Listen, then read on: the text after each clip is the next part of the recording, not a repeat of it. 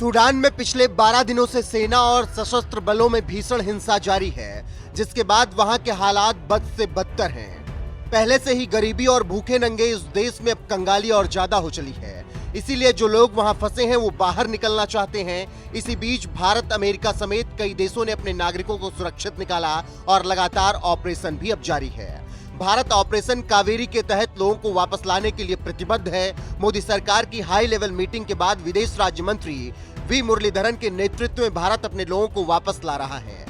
इसके अलावा भारत अपने पड़ोसी देश के लोगों को भी निकालने में मदद कर रहा है। बता दें कि इसके अलावा भारत लगातार श्रीलंका की भी मदद कर रहा है, जिसके बाद श्रीलंका ने भावुक होकर भारत को शुक्रिया अदा किया है। गौरतलब है कि श्रीलंका के विदेश मंत्री अली साबरी ने सूडान से अपने नागरिकों को सुरक्षित निकालने में सहयोग देने के लिए भारत को धन्यवाद दिया।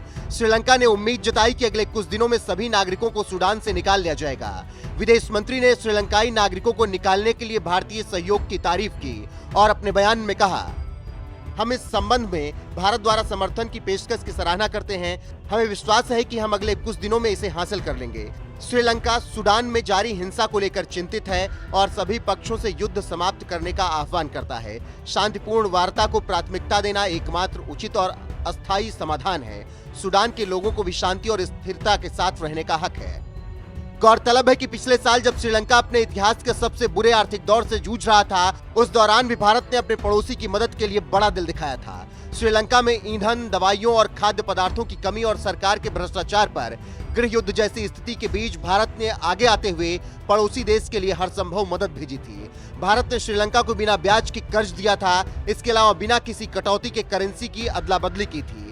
इसके अलावा निर्यात के लिए पेमेंट में छूट और 2.2 करोड़ लोगों की चिकित्सा जरूरतों को पूरा करने के लिए दवाओं से भी लदा एक युद्धपोत वहां पर भेजा था। भारत की इस मदद ने श्रीलंका को उस वक्त काफी राहत पहुंचाई थी। वहीं अब एक बार फिर से भारत ने श्रीलंका की बड़ी मदद की है।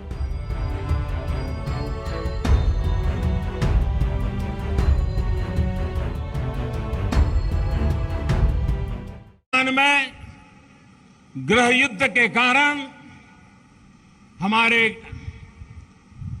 अनेकों देशवासी फंसे हैं। हमने